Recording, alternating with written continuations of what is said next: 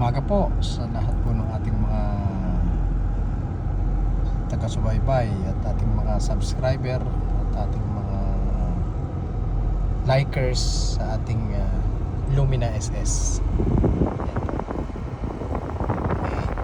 Around lang po tayo mula sa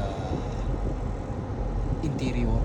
Ayan po malinis na malinis. Sariwang sariwa po. Full option po yan. Meron po tayong sunroof. Yan. At talagang napakalaki po nitong ating ito. Maluwag na maluwag. Very spacious. Pero makikita nyo naman mga boss. Ayan. Yan.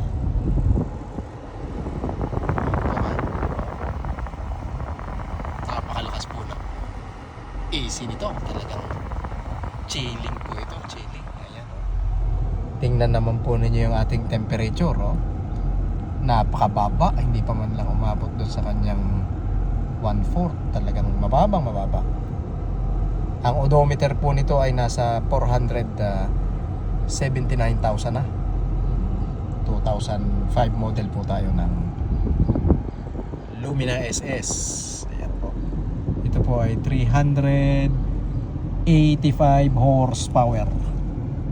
Napakalinis po nito mga boss. Ayan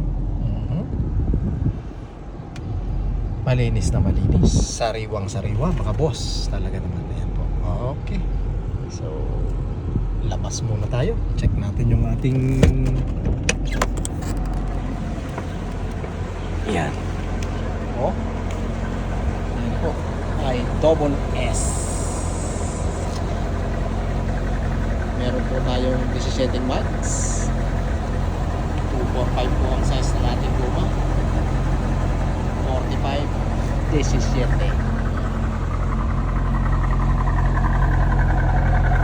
Nakikita nyo lang po yung sound ng ating exhaust. Okay, tapos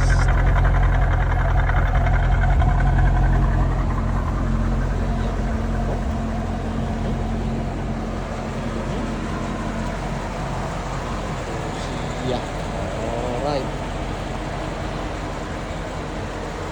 Guwapong guwapo.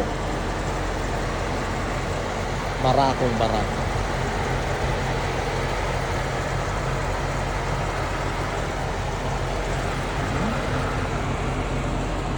Makinis na makinis. Maalikabok na lang.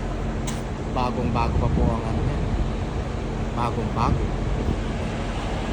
Ayan mga boss, ang ating Lumina SS, pang harabas, pang karera, pang lahat na.